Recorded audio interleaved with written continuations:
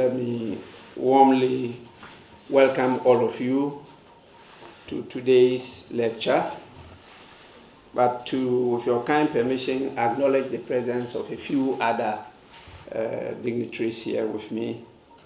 Definitely, your Vice Chancellor did inform me why he will not be present here.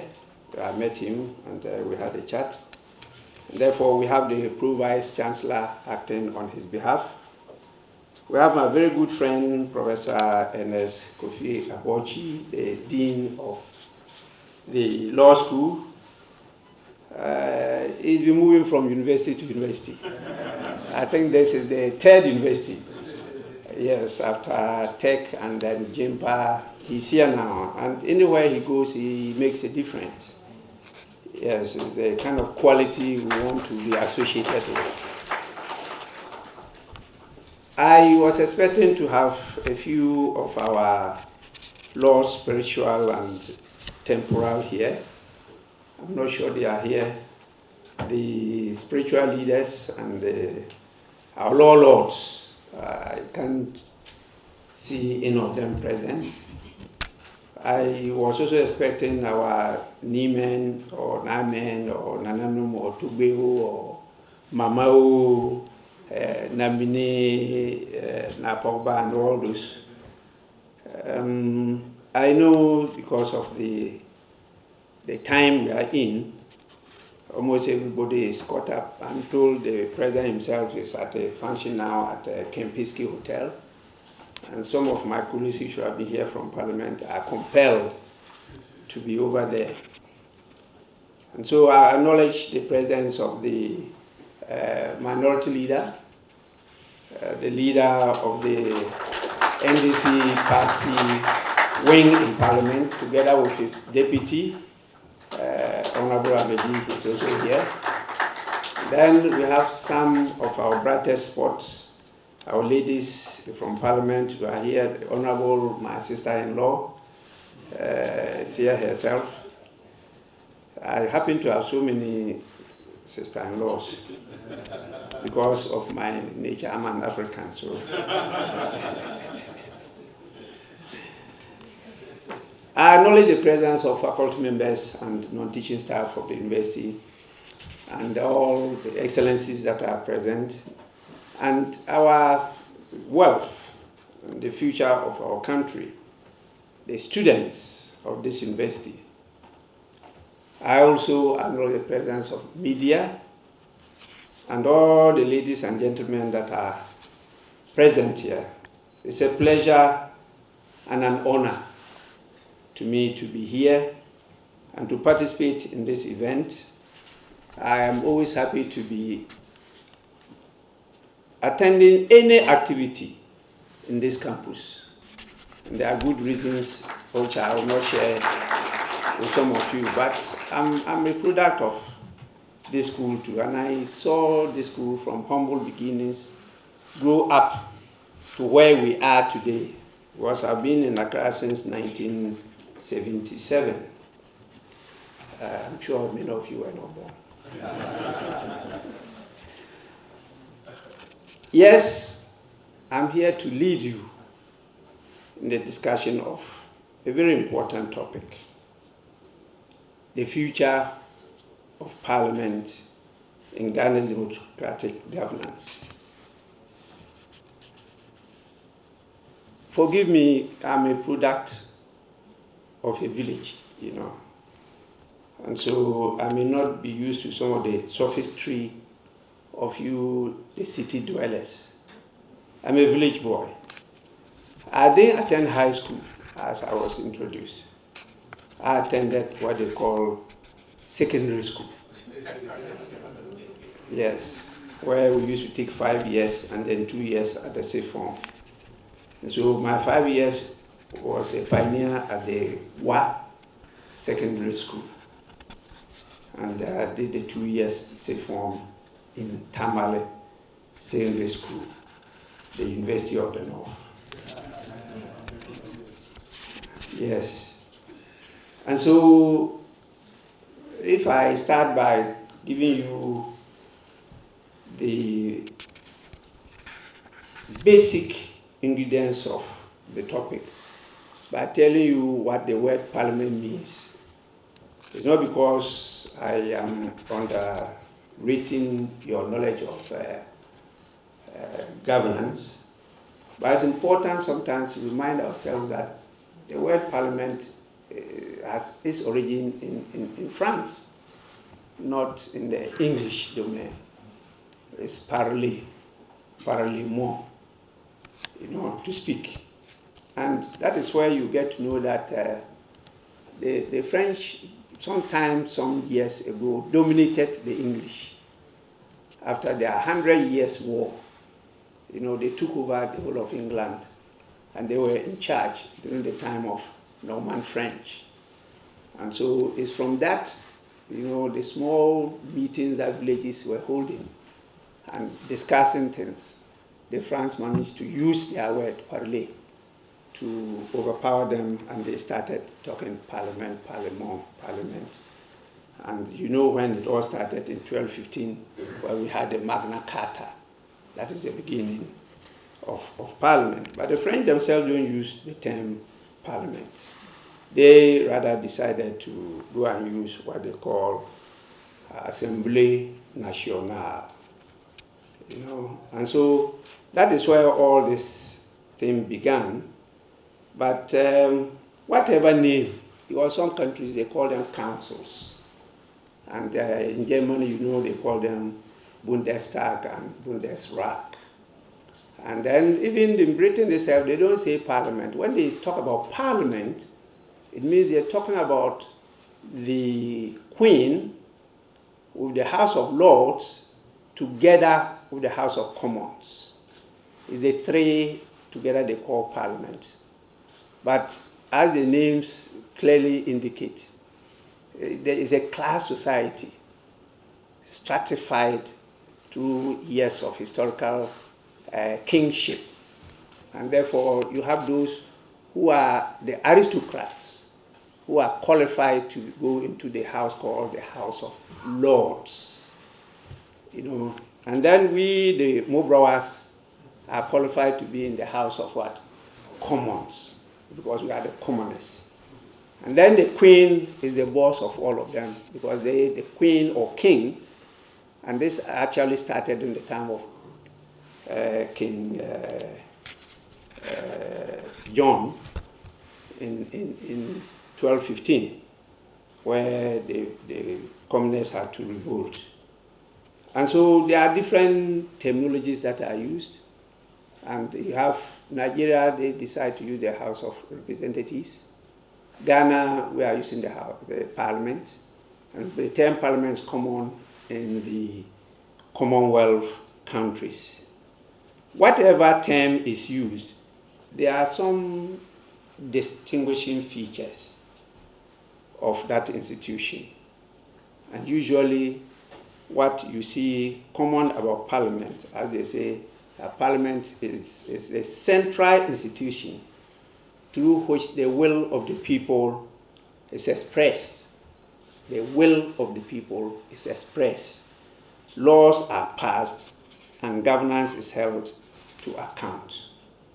In all the institutions, you must find these as ingredients of that institution. For us, as a globe, the United Nations declared the 15th of September as the International Day of Democracy. And in that declaration, they stated that while democracies share common features, there is no single model of democracy. The same I've just said about Parliament. There's no single model. And that democracy does not belong to any country or region. But at the same time, everybody accepts the imperfections of democracy. Even though for all of us, we still also accept that is the best form of government developed by mankind as at now. I'm doing this as a lecture. I'm not delivering a keynote address. And so a lecture it will be, even though I don't expect you to be taking down notes, because I'm assured that it will be published. And I have copies of these voluminous theses I've written. My friend and learned colleague at the bar, the dean himself came and delivered a very lengthy lecture at my lesson of about 30-something or 40-something pages. I don't have that energy to deliver that much, but I'll do my best.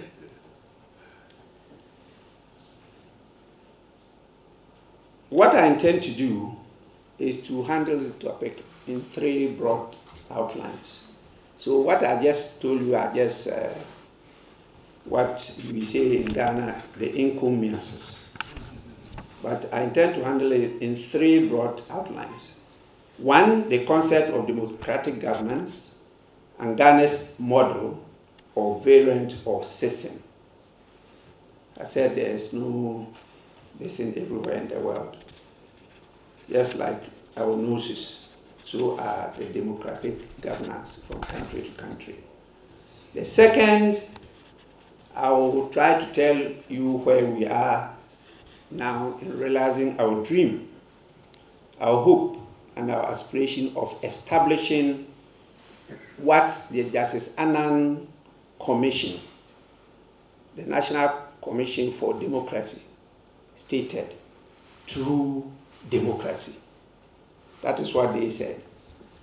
They were leading us to assess, re-evaluate, restructure, and strengthen state institutions to assist us to establish what they refer to as true democracy in Ghana.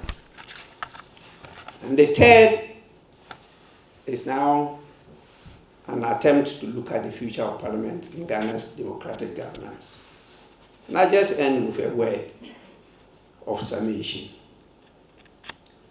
At the end of this long journey, any participant who lives here with a clear understanding of what I have presented has earned himself a C. If you live here with a clear impression that you really understood what I said, the mark you've given yourself is a C. On the other hand, any participant who lives here with many questions unanswered in his mind has earned a B+. It means that you are listening really, and you may not be sure what you have heard. But finally, any participant who leaves this lecture hall in a quandary or a state of conundrum has earned himself an A+.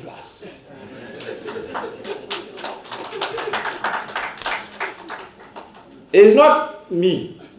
No, I don't intend to do that. But that is what this whole game is about. You know, the topic, the future of Parliament in Ghana's democratic governance. It's just about what I'm going to say. It's very appropriate to commence the journey with the views of some notable democratic leaders, researchers, and writers on democracy. And that will just give you a tip of the iceberg. Pericles, I don't know how many of you know Pericles and the meaning of Pericles. You recollect Pericles?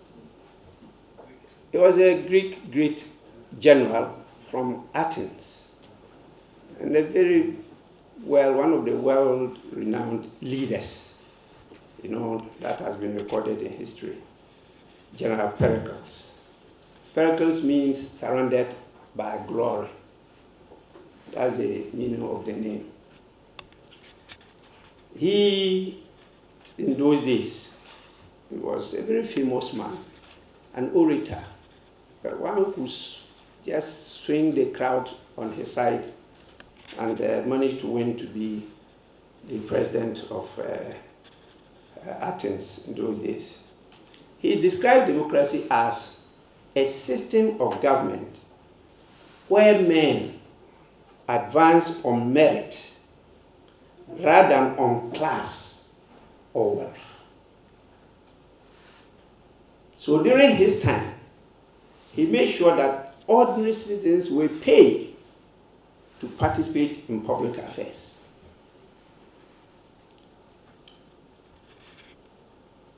And so they described his type of democracy as radical democracy. He said that it was so important, the governance of the country was so important that you don't leave it to any individual or a group of people. He wanted everybody to participate in the governance of the country. And so it is not just for the rich to be contesting elections because they can sponsor the cost and then they are elected to lead.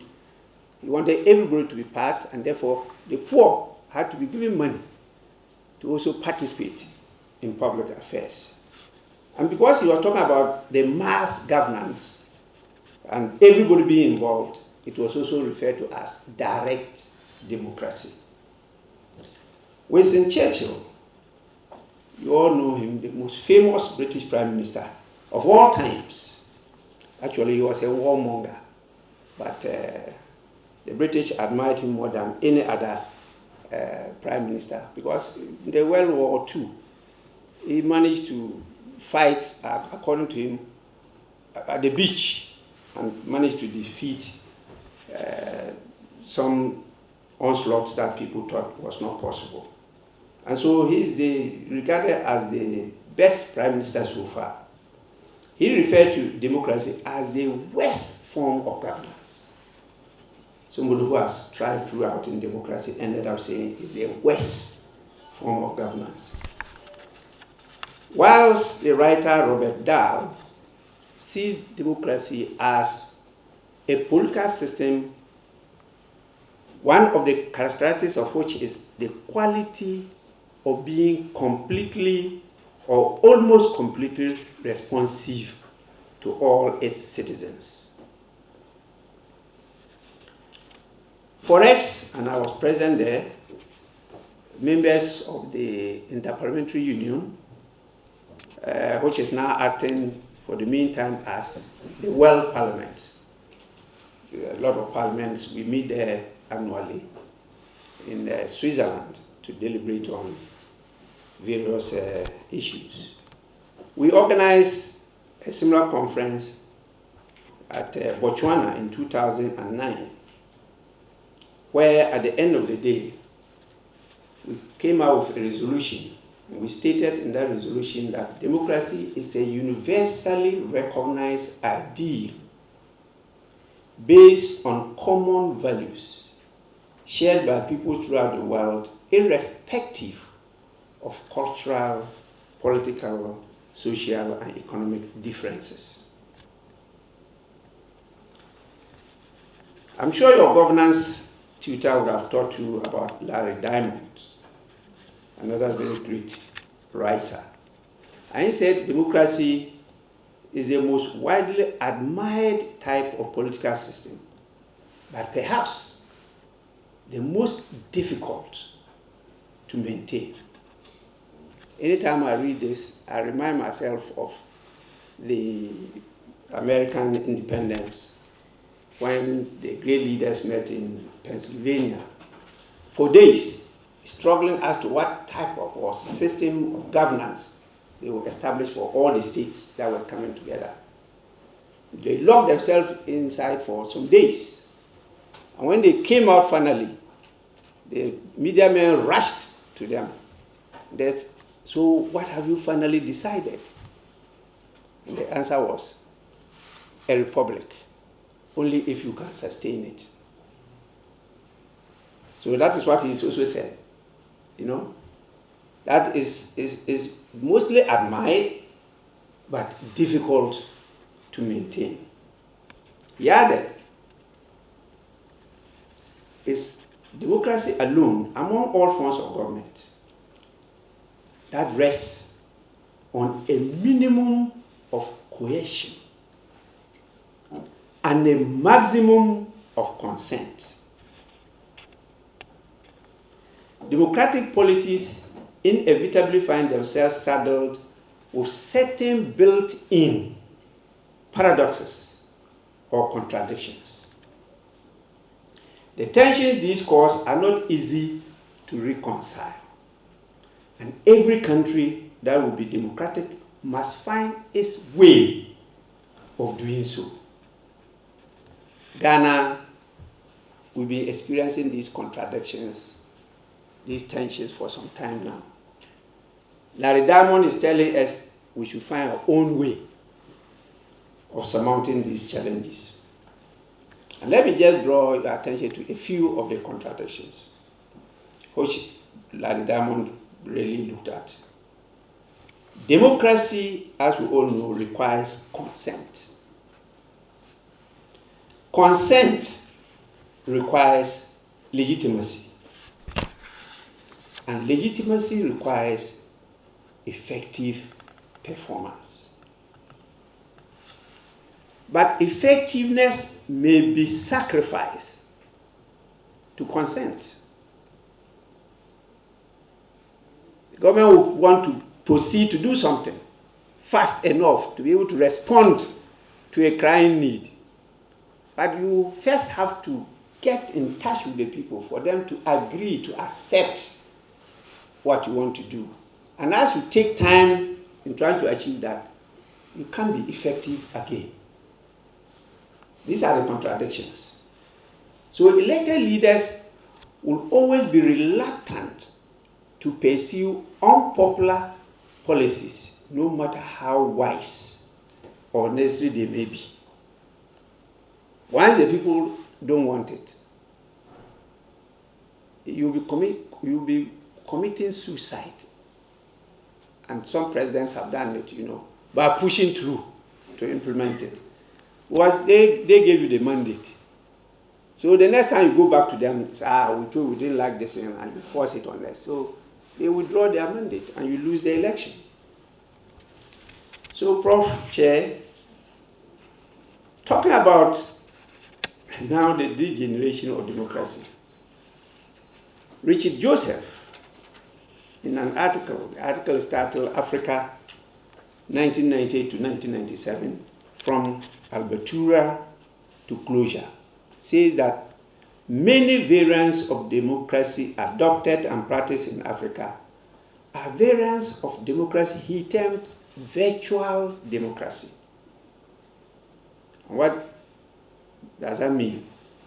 For him, what distinguishes this type of regime that is in Africa is the illusory nature of its democratic institutions and practices, and the fact that they are deliberately contrived to satisfy prevailing international norms of presentability. So you see, from African country to African country, we're practicing some type of democracy, whether our constitutions or the institutions themselves are crafted in such a way that they have the semblance of being democratic. But in reality, we are doing something else. And a research has shown this.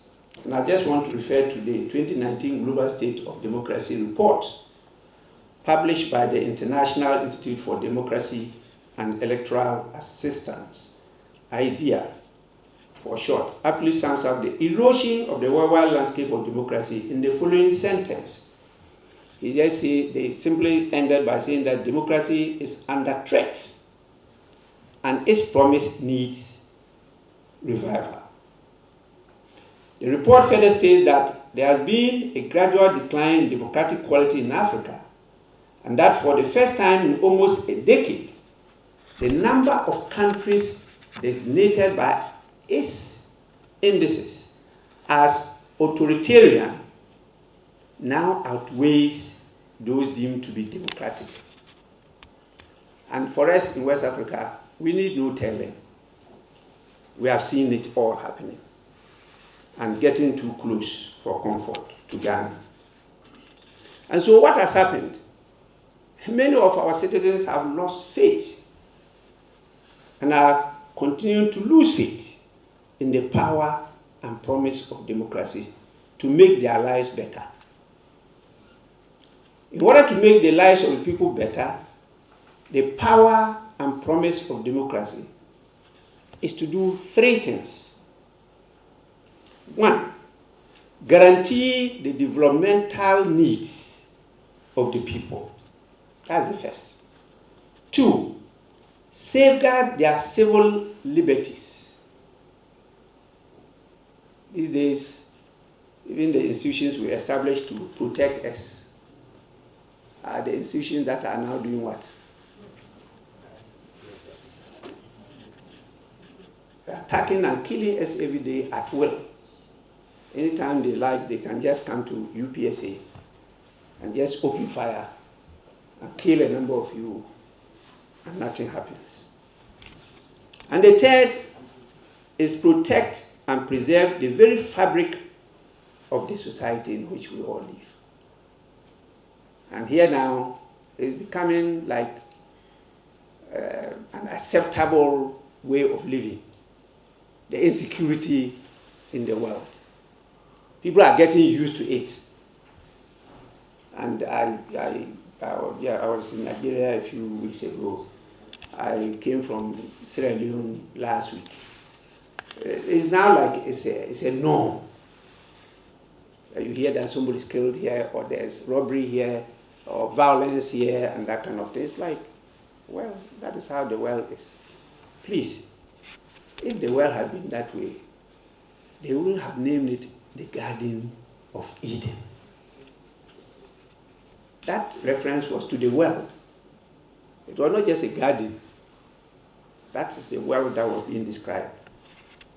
So this wave of disillusionment, which has affected many countries, including our own Ghana, needs to be reversed to restore hope in the power and promise of democracy. I want all of you to take it seriously, that to be able to do that, Parliament's role is central in this reversal effort. Sometimes on the floor, I lose my guard and talk with passion because I'm very worried about what is happening.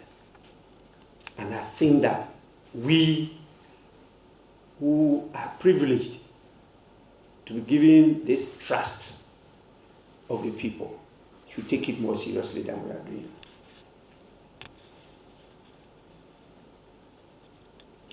Many people just see Parliament as just a lawmaking function. That is all. And particularly the way our media present Parliament to the public. They only present Parliament when the members are saying, yeah, yeah.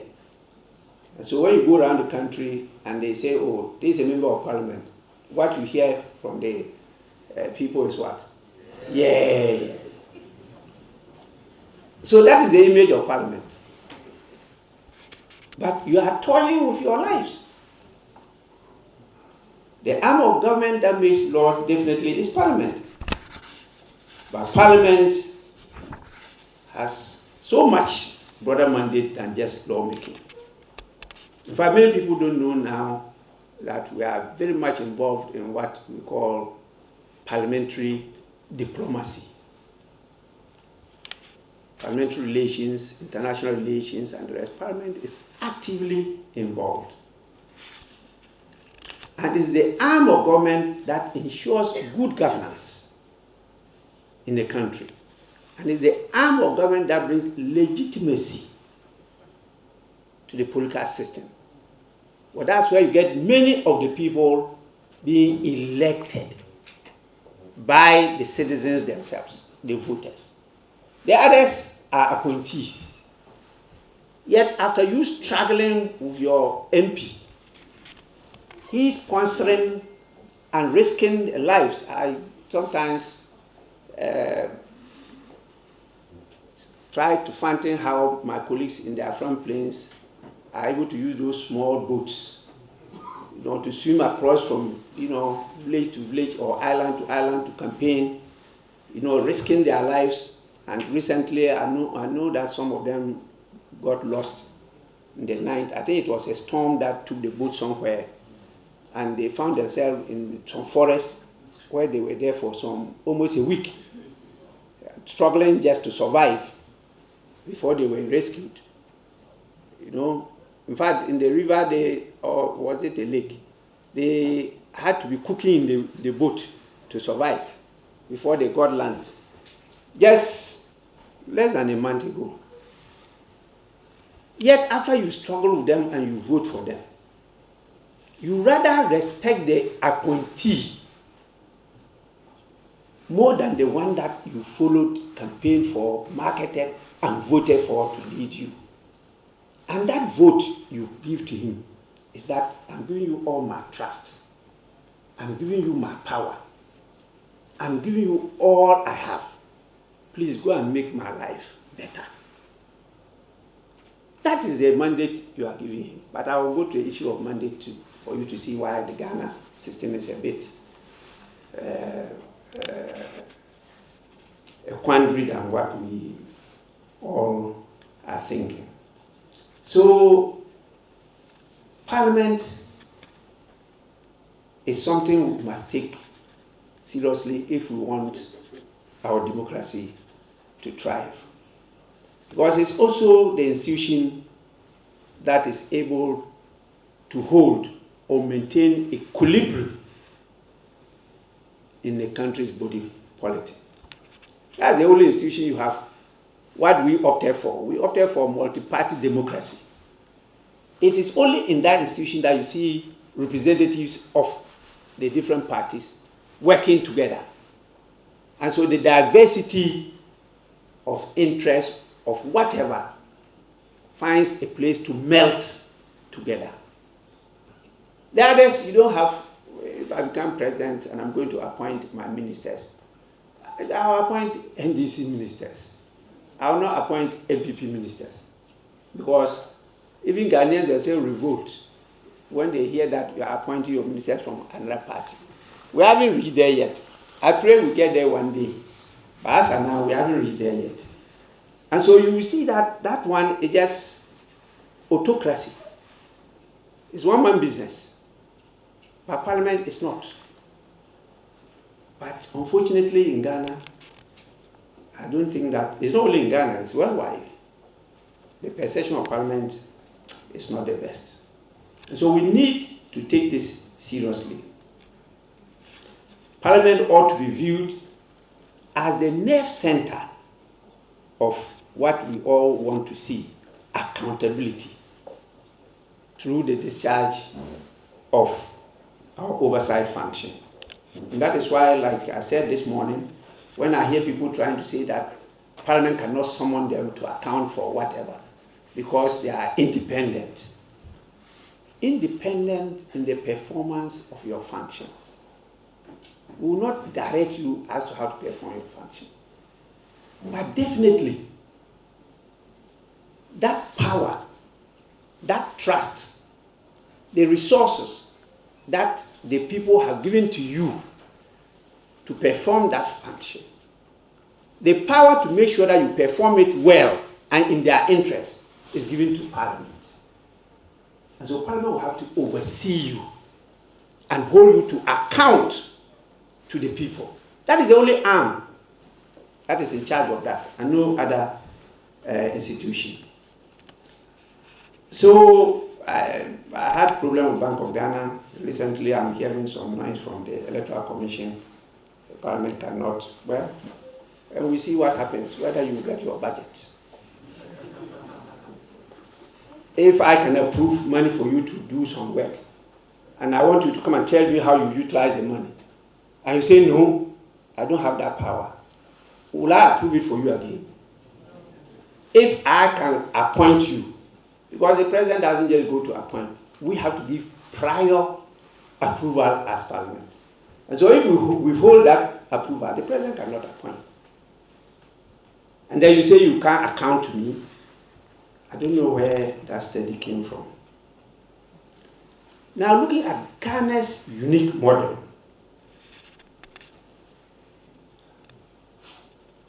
we differ from all countries. Ours is not like any other country. And so are the other countries too. We have adopted for ourselves a very unique model of parliament and a unique democratic governance. And you know what we are practicing now was adopted by us in a referendum in 1992. The legal framework being the 1992 Constitution. And that Constitution prescribes what is generally accepted now as a hybrid. I agree to it's a hybrid. And some people refer to it as a semi-presidential system of government. But I think it's more than the way people see it. They say it's a combination of the presidential and parliamentary system. It's more than that, because it also has elements of our traditional system of governance. And we even strayed into the French model. And we know that the constitutional experts initially recommended a president and a prime minister. And then the Consultative Assembly changed it and made it a president and a vice president. And left the vice president hanging. No function. Just depending on the president, who is the executive president. So it's more than just how people conceive it. Presidents usually are popularly elected for a 4-year term of government, just like the members of parliament. And so you look at it as a pure presidential system of government. But most of the cabinet members are members of parliament. Now, what we've been practicing again is different from what is in our constitution. In our constitution, cabinet is advisory. They have no power of approval. Yet, even in parliament, I have been part of it. When the document comes from the presidency, oh, has it been approved by cabinet? We want to see the document. Before it can be referred to parliament, it might be approved by cabinet. There's no legal basis for that. Because the cabinet is advisory. But because we practice it from 1969 to 72, the Westminster system, the parliamentary system, we just have that in our minds and in our practices. And that's what we are still implementing. And so when I hear any president saying that, oh, you know, you have to bring a memo, this memo has to go to cabinet, and cabinet has to approve, then I know that no. It just care of. It just care of. You are not even compelled to get the advice of cabinet. If you know it's good for the country, proceed and hold yourself responsible. That is the system we opted for. Then, having many members of parliament being part of the cabinet creates its own problems. But again, when you look at parliament itself, under Article 93, the definition of parliament there is the members of parliament. Simplicity. I stand here by the same constitution. I'm not a member of parliament.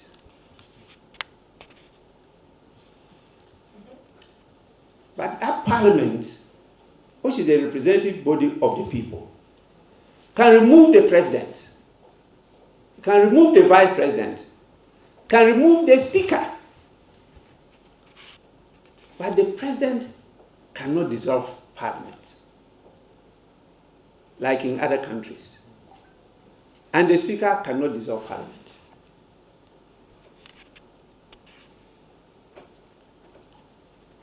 So you see how unique our system is.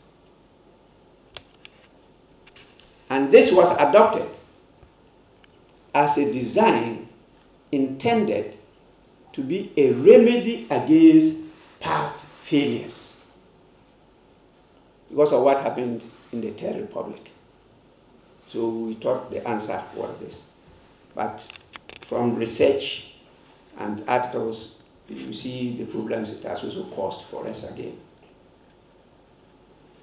And so the formal executive-legislative relations in the scheme of governance in Ghana is something else. The fusion of powers and responsibilities as conceived for a crucial running of government, crucial and smooth running of government, seems to have been meeting some serious shocks. Sometimes this was meant to prevent the gridlock as we had in the Third Republic. I don't know whether we have succeeded because of what we have done for ourselves. And particularly the current 8th Parliament. You all know the experiences we've gone through already. But because of the way we've crafted our constitutional provisions and the doubts that are usually expressed by many, gave the executive arm some unlimited authority, which is our own creation. Actually, it's not the creation of the Constitution. It's our own creation, maybe partly because of the lesson of our traditional governance. To the extent that, you know, for many years, as much as we tried, and I was one of those, together with a few, who tried drafting private members' bills. The then speakers told us that even the paper on which you print your private members' bill has financial implications. And it took the seventh speaker, Right Honorable Professor Mike Aaron Okwe, to break that gist and say, no, private members' bills are not outlawed by that provision. They are not prohibited. They can be made. Read the provision carefully. That has been the bane of our democratic practice in Ghana. People don't read the provisions properly, and they use the old order and try to implement it. And so now that has been solved, and I know that we have about 8 private members' bills that are being processed now in the House. So Parliament is really at the heart of governance in this country, whether you are dealing with policy formulation. And that is why sometimes you hear me criticizing governments who come with major government policies without bringing them to Parliament for approval. One of them is this free senior high. It was not brought to Parliament for approval. But even from the very beginning, in 1994, before we did the FQ, it was brought to Parliament for debate and approval. And so the deterioration of our governance really is true, particularly those of us who started it all and we are still in it. We know, and we can tell you the differences. Now,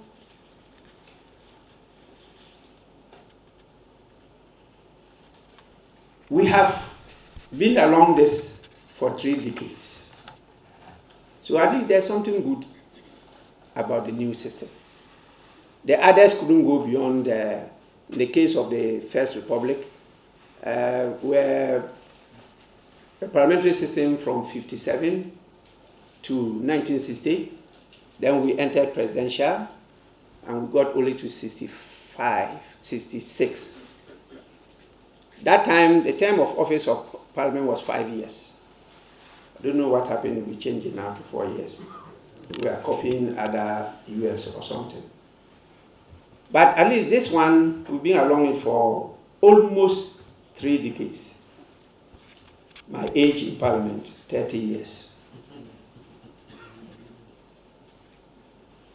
So it's not been easy for us in the House to try and manage what is in the law and what is in the minds of Ghanaians and the actual practice. And a lot of my predecessors have made serious efforts to try to hold the balance, to try to ensure that Ghana's democracy deepens and consolidates. It's not been easy at all. I can cite a few, starting from Right Honorable Daniel Francis Annan, from 1993 to 2000, where we made a number of initiatives to try to get the people to participate in the work of Parliament. Try to let the people understand not just the institution of Parliament or the member of Parliament, but what democratic governance is about. And he started with some quarterly public forum. And that he did in partnership with civil society organizations. We got a lot of success. I was part of it because from 1994, I started chairing committees. And the feedback we got from those interactions with the people really assisted us to improve our practice and procedures and the culture of parliamentary governance in the country. He also brought what we call the Speaker's Breakfast Forum. That time, we had Institute for Economic Affairs seriously supporting Parliament to implement that. These days, I scarcely hear about the Institute. I don't know whether it was a one-man or one-woman business. It's now gone aground, and it means the economic affairs of the country is now of no consequence. You know, I pray and I hope if they need support, they should come. We will support them to come back. So this forum he introduced, the first one I referred to was around 1994. Then 1997 he brought in this Speaker's Breakfast Forum, and together we held a number of critical lectures that were delivered by very highly respected Ghanaians and gave room for the judiciary, the executive, the parliament, the civil society to interact and to share views about the future of Ghana's democracy. He did not just restrict it only to Ghana. He thought that Ghana was not an oasis in itself. We belong to a sub-region. So it was his initiative that started the ECOWAS Parliament. And he just made use of the opportunity that was created by the heads of states and governments by establishing a committee of eminent persons to review the 1975 ECOWAS Treaty. So he used that opportunity to say that no, I think that what we should do is to add a parliament to the sub-region.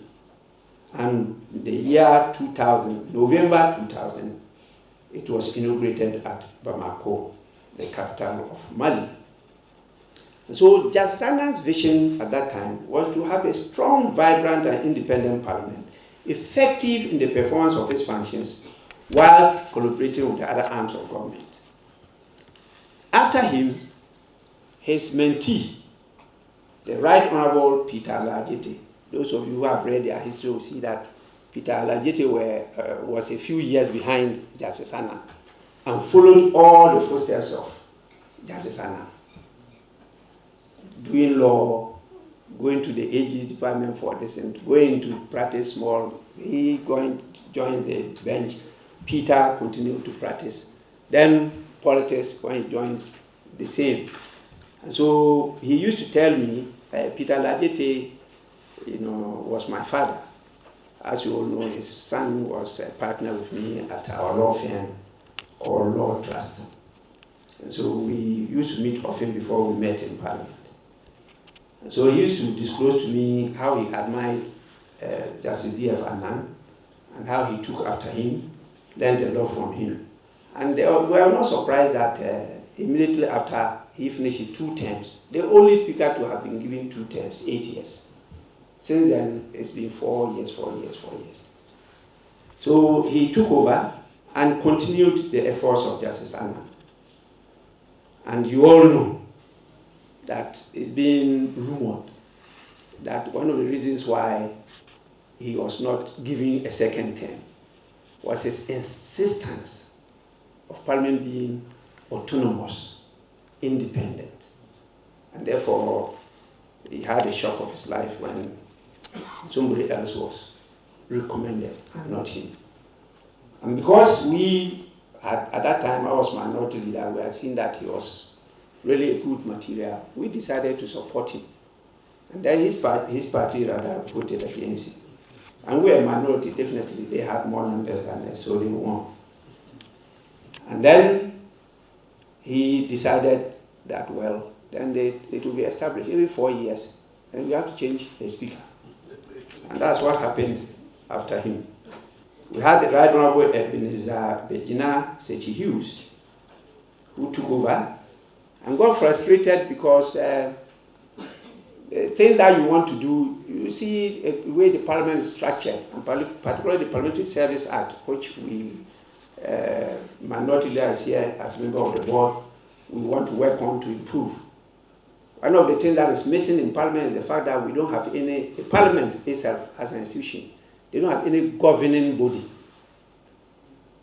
You see, and one of the things I want to discuss with civil society organizations, particularly the think tanks, is how we can legislate using our residual powers as an institution to either create a parliamentary commission or council.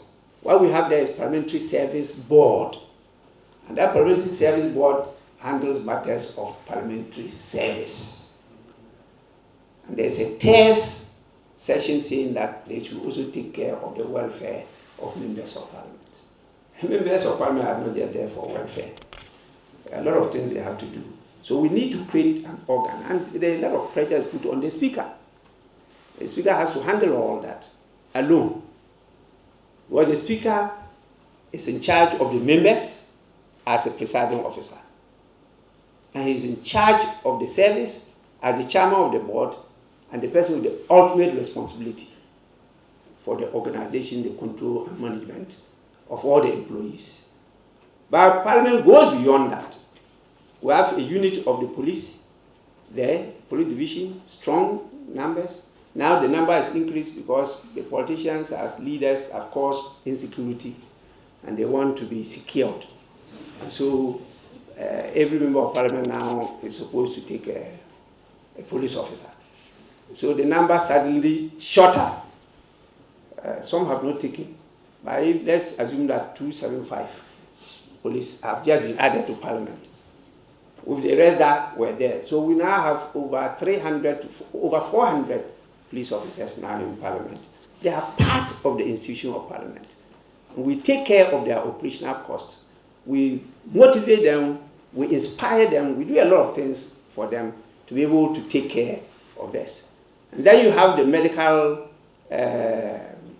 center, where we have about 3 doctors, specialists, and all the professional mix operating there.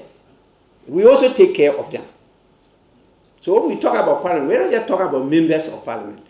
Then you have the fire service unit is there with the tender and all those things operating on the earth. And we have national security operatives, which many members don't know they are present, but the leadership are aware.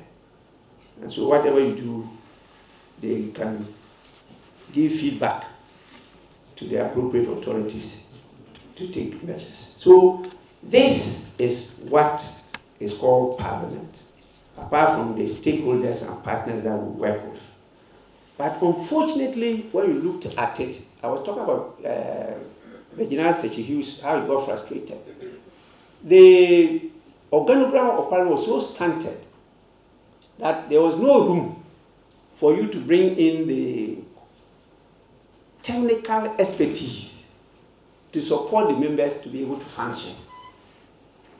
I studied law, so And when I came out of the Ghana Law School after being called to bar, I just joined Achin Chambers.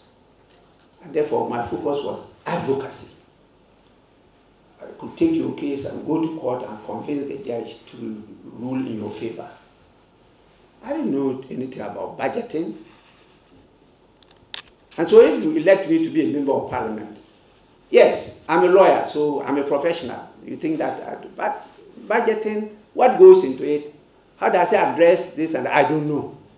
So you need the budget experts, financial analysts. You need the quantity surveyors. You need all this mix to be in parliament so that when the documents come, they are able to analyze it and advise the member of parliament. We don't have. We need it urgently, particularly so as now the state institutions that we refer to. In all our laws, we always talk about state institutions. Well, they move partly to government institutions. Now they are party apparatchiks. They only operate to the president. They don't operate to the other organs of government. And so each organ of government will now have to struggle to get that quality mix to be able to function properly. That is not right. And we have to do something about it. So when he came and saw that was a challenge, those of you who are aware, he suddenly increased the number of deputy clerks from 2 to 5. And that distorted everything. It became a big problem for us. Just to bring in technical people to support the governance of the country. But he also brought another initiative called Social Outreach Program. And that took us to various regions. The various chairmen of committees, the leadership of parliament, and other relevant bodies will go and meet the region. And they will present the paper under his leadership. He will chair. And then after that, the public will ask questions. There's public discussions. That really helped to stabilize our democracy in the country. And then we had Right Honorable Justice Edlin Banfordadu, who after the Supreme Court came to be the speaker and therefore had to bring in some repute and dignity and focus on the practice and procedures, the law and order, the discipline in the House. And she did a lot within the 4 years in spite of her age. And my very good friend and colleague in everything, except that I was called to the bar long before he came, Right Honorable Edward Kubla Do Achaho. You know, we were born the same year, so that's why I said everything. Came in as the speaker, and he was very concerned because they did a research where Ghana ranked very low when it came to the oversight function of Parliament. So it was a worry to him, and he visited the House of Commons and they studied their system and came to introduce what we call the Office of Scrutiny. And that is where the Right Honorable Michael Kwe came and improved it. And you can see that in our strategic plan, we've said a few things about how we are going to implement it. So now I've continued with that, and I've started a reforms office with one professor from Jimba who is giving us consultancy on it. And very soon a lot of things will roll out. We tried, for example, when I took over, I was shocked because I entered and my office was empty. Many of the employees working with the speaker are contract employees. So you survive or you die with them. And so when I miraculously won through the hard work of my colleagues here, and then I was taken to the office to wait until the president is ready for me to go and swear in the president. I wanted to ask for a few things, and there was nobody. You know. So while Parliament was so busy passing Presidential Transition Act, Parliament forgot of itself that they also needed a Transition Act. So apart from personnel, there was no handing over notes. There's nothing. So you have to start afresh. And so you have to start recruiting. So I tried and I got a list of the former employees that my predecessor employed, and try using that to also recruit my own. And so when I'm leaving, they are living with me. A day after, the same day, as I drive off, you also follow. And I never saw in that list any of the speakers recruiting employees from the opposite party. And so when I heard my very good friend Jay talk about it, I said, this one, is it daydreaming or what? The president's office, we had Lord coming there. Which NDC member is employed in the president's office? It's not there. We are even partisan office. We are more decent. So I don't know. But these are the politics we play.